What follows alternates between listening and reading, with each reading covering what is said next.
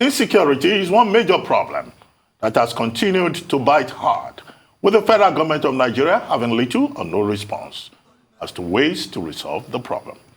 Every week, Nigeria witnesses different forms of insurgency that constantly claims lives and properties around the country.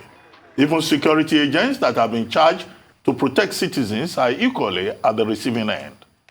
Just last week, about 30 Nigerian soldiers were killed in an ambush after gunmen attacked a mine in the Shiroro area of Niger State. The troops were among security forces deployed to search for mine workers, including 4 Chinese nationals said to have been kidnapped during the attack last Wednesday. President Muhammadu Buhari has described the killing of 30 soldiers, 7 mobile policemen, and 2 civilians in Shiroro local government area of Niger State by terrorists as a direct assault on Nigeria, vowing that the attackers would not go unpunished. Joining us on this show this morning as we discuss the attack in Niger State and what the state government is doing about it is Emmanuel Umar, Commissioner of Internal Security, Niger State. Welcome to the morning show, Emmanuel Umar. Good to have you with us on the program. Thank you, Dr. Ruben Abati. It's a great honor for me to be part of this show this morning. Thank you very much indeed. Well, we are all concerned. I mean, one report indicated that up to about 48 persons died in that attack on the mine, the Shiroro local government area, Ajata Abuki village. And then persons were also abducted. Would you like to give us an update on what the state government is doing so far, particularly with regard to support for the affected families and also the situation of the persons who were abducted, whether there has been any contact, any request for ransom, and collaboration with the security agencies? Just those details. Well, thank you very much. First, our hearts and prayers goes to the family of those who lost their loved ones, and to the services, and to the nation and community also. If you've been following the trends, when this incident, ugly incident occurred, the state government issued out a statement that night explaining what we know and what happened. And as a follow-up to that, we also got the federal government responding by even the commander-in-chief making a statement, and that will also the visit of the chief of army staff and that of the GOC being directed to move to the theater area. We are looking forward to seeing that those statements and commitment that the federal government made, that we and my Excellency the Governor of Niger State is willing to support, and not only to support them in all they need, just make sure that these hoodlums, these criminals are brought to justice. We strongly believe that the only that we can do to those who lost their life is to bring this to justice. We will only support them. We will also hold our that they said that they would do that. And we are supporting them, and we've seen remarkably improvements in their reaction towards it.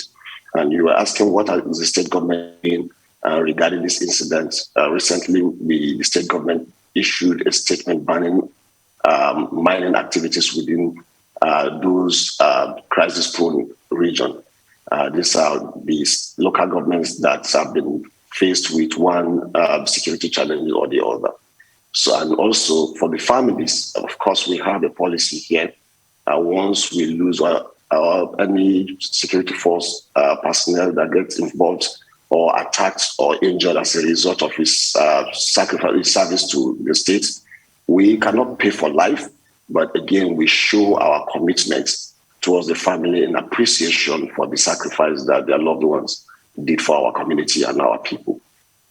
Well, they definitely deserve that honor. Can you give us some more insights into the mining activities that were taking place at that site? Were they legal or illegal? And also more information, because of course you'll recall last year when the Saliu Tanko Islamia school was attacked by bandits, your state governor cried out and said that these bandits are not from Nigeria, that they're from neighboring countries. Do you have further information on this particular attack and its perpetrators? Yes, the information that we have currently about the mining site is mining, of course, is under the Federal Ministry of Mines. We are collaborating with the federal government to find out the legitimacy of the legality of that mining site. Then the second aspect is, like I said, yesterday the state government issued a statement banning mining activities, irrespective whether it's legal or illegal, within 3 major local governments, namely Muya, Shuru, and Rafi local government. And these local governments are some of the local governments that are compromised in Niger State. So now, talking about the responses on our own part as the government, we've been supporting the law enforcement agencies in ensuring that they keep our communities safe. Can I just expound on that and say, how is this, mining dimension affected the security of people of Niger State? I know there were a lot of, insecurity situations in Niger State prior to this time, as the case of terrorists that the governor said last year has taken large swaths of land in Niger State and they were advancing up to Abuja. But what dimension does mining bring to the conversation now? It's a known fact that criminality and resources goes hand in hand. It's also a known fact that once you see mining, there are high value targets around those areas because of the resources that are involved, because of the economic value that is attached to it. So we've seen that in some part of West African coast. We've seen that also in Nigeria, in some of the crisis region communities, Zamfara, now part of Niger. We've seen that also even in the South. So anywhere there are resources, there are economic security issues attached to it. So you cannot overrule that, because we also see that sometimes these criminals, these bandits or terrorists also get involved into, taxing people who are in those mining sites or do mining so that they too can get funds to finance their own illicit crime activities. So you cannot take that away.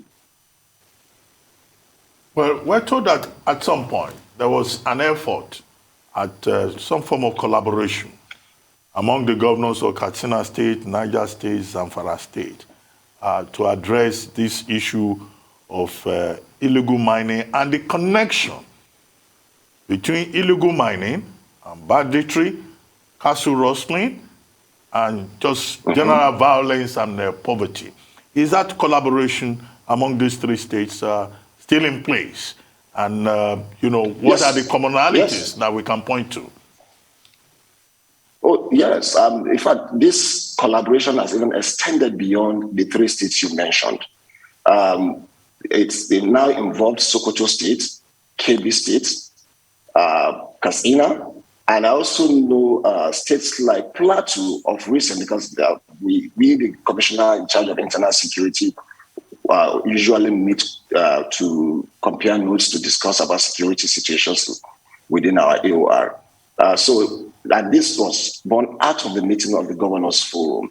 And we all know that these criminals, their sources of finance are either from kidnapping KFR, or through cattle rustling, or through this mining that we talked about, and other sources. So we are looking into, first, if you are able to cut the supply. Once you cut that supply, you'll be able to, at a certain level, reduce their potency. So those are things that we also are looking into. Have you heard anything from the Chinese embassy, seeing as some of their nationals are involved and were abducted? Will they be involved in any rescue attempt? We are talking with the Chinese government, and I'm sure they are speaking also with the relevant agencies at the federal level. I personally have spoken with the representative of the embassy here in Nigeria. When this incident happened, we are the first point of call. We gave them the information of what we know. And I'm sure they are talking with the law enforcement agencies also.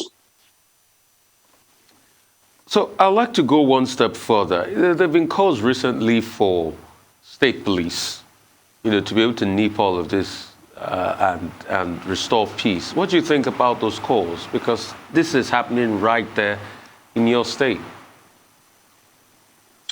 Well, I will speak about my own state. What we've done, His Excellency the Governor of Niger State, in his own wisdom, had to reorganize our vigilante corps. We've now signed the vigilante corps law bill into law. As we speak now, we are reviewing some of our strategies and our plans and how to make our vigilante strong in supporting the law enforcement agencies that we have in Niger State. And the truth about it is that it is not possible to have boots on the ground in every community. Niger is the largest state in Nigeria today. And because we have some challenging environment where it is difficult and hard for you to have the presence of the conventional security agencies, so we rely more on the unconventional assets. And we are training them and seeing how they work together with the conventional law enforcement agencies. Yeah, but still the problem, is still there. Niger State has so many areas that are ungoverned. So it may well be that even the state government lacks the capacity to govern, those ungoverned spaces. However, so let me share my view about the issue of... Okay, I was going to... Okay, please go ahead. Please go ahead. Please go ahead, sir. Okay. I was then going to say, look, the state government took the decision to shut down all mining sites in the state, right? We've seen this before, about 2-3 years ago in Zamfara State. And then the explanation out there is that the Niger State government wants to profile the mining sites in the state. I don't quite understand that. If you can assist us, is it just because of this incident now that it has just occurred to the Niger State government to prepare and document and profile mining sites in the state? First, let me correct the shutting down of the banning of mining activities. In the statement, 3 local governments were mentioned, namely Muya, Shuru, Rafi. And the reason is as a result of the current security situation, irrespective of whether it is legal or illegal mining sites. That's one. Now, profiling of mining sites in Niger, and the state is in collaboration with the other agencies that are in charge of licensing the miners. Now, just imagine having XYZ number of miners who are operating in the state. Besides the security challenges that mining brings, it also has its own environmental impact. There is someone who sits far away, thousands of miles away or hundreds of miles away, and gives approval for a mining site with probably no recourse on where is this mining site situated. We've seen a case where a mining license was issued and the mining site was right in a school. So now we as a state, we are looking into now, we ban this, but again, we need profiling of all the mining sites in collaboration, so that, because all this is about governance, it's about giving good governance. That's all we're looking into. But that of the mining sites, like I said, for the 3 local governments, irrespective of the legality of that mining site, they are shut down. They are banned for now. Yeah, you were going to say something about lack of capacity to ensure that spaces are properly covered, given the size of Niger State. Oh, yeah, so I was just trying to, yes, you have large chunk of area that are undeveloped because, of course, the terrain, because of our environment, and because, of course, the state. Niger, as we all know, is as big and as wide as the entire Southeast states. Now, just imagine we have only 1 commissioner of police, 1 brigade commander controlling the entire of Southeast. it's not possible to have security men deployed in every county and looks and county of Niger State.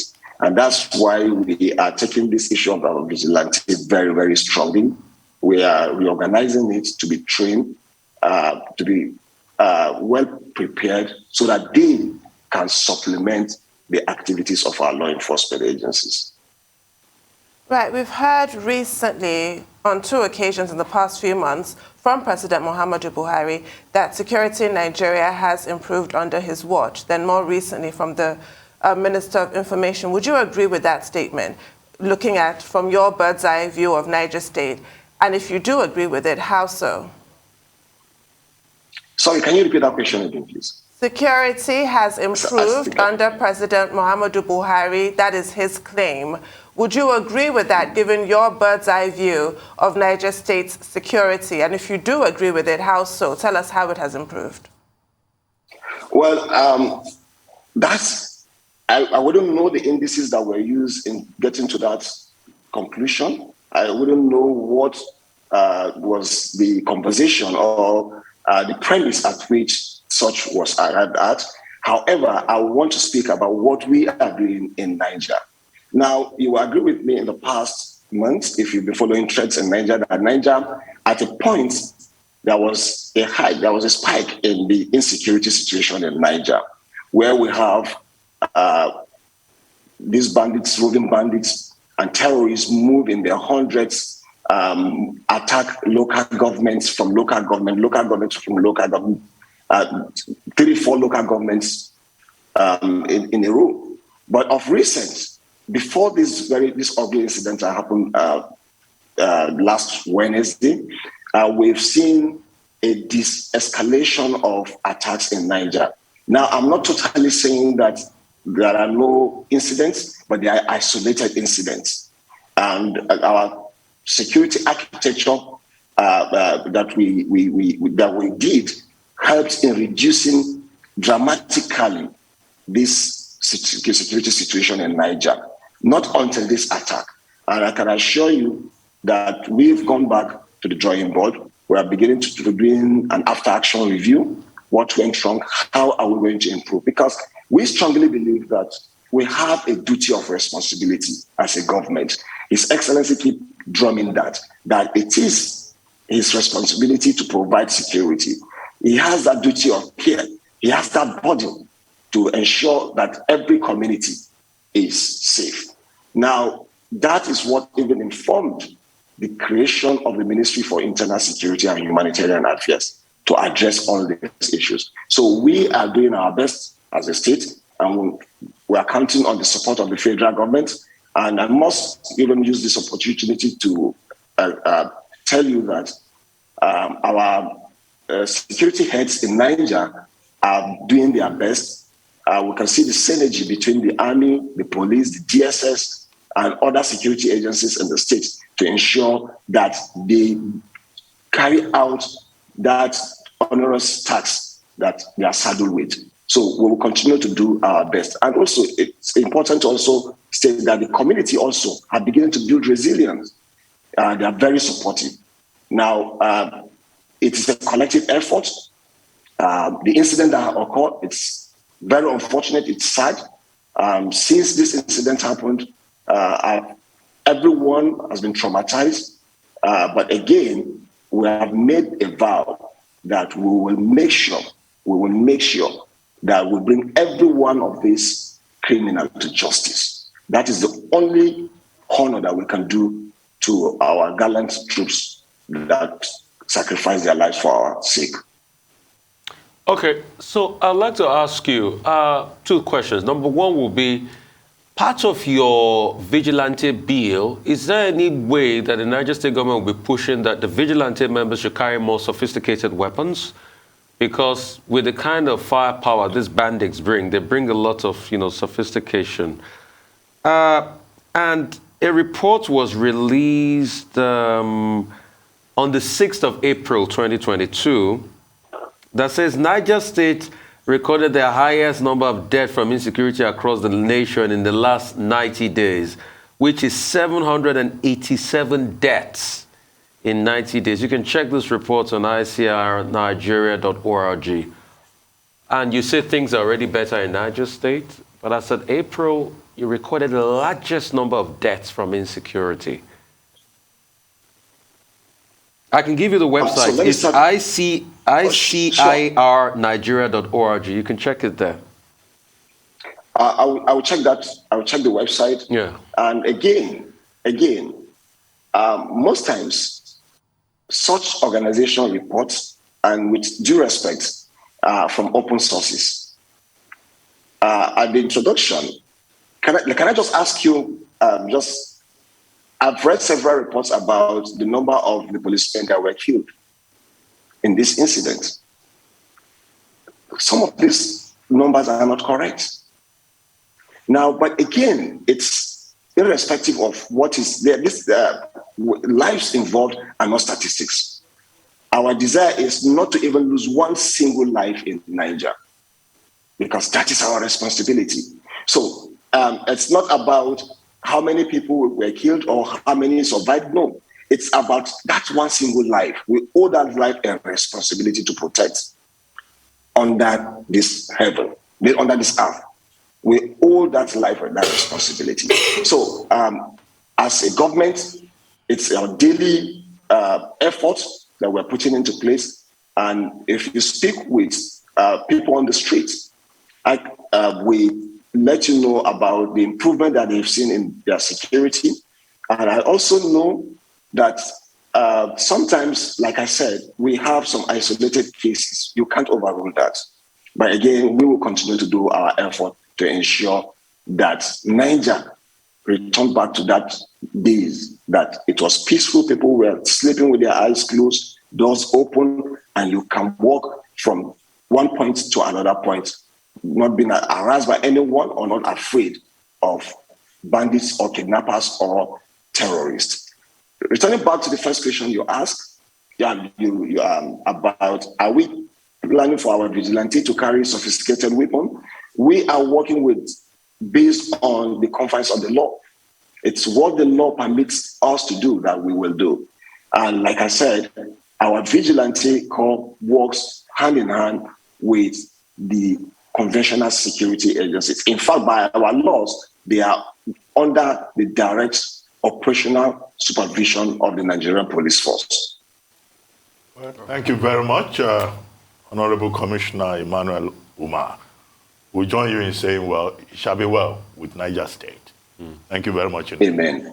And it is much for all the support we are receiving. We are so grateful for your support. And this is a collective war. Let we all fight this war together, and we will win it. We will win it. Thank you for having me. Thanks. It's going to be well, and it's going to be all right.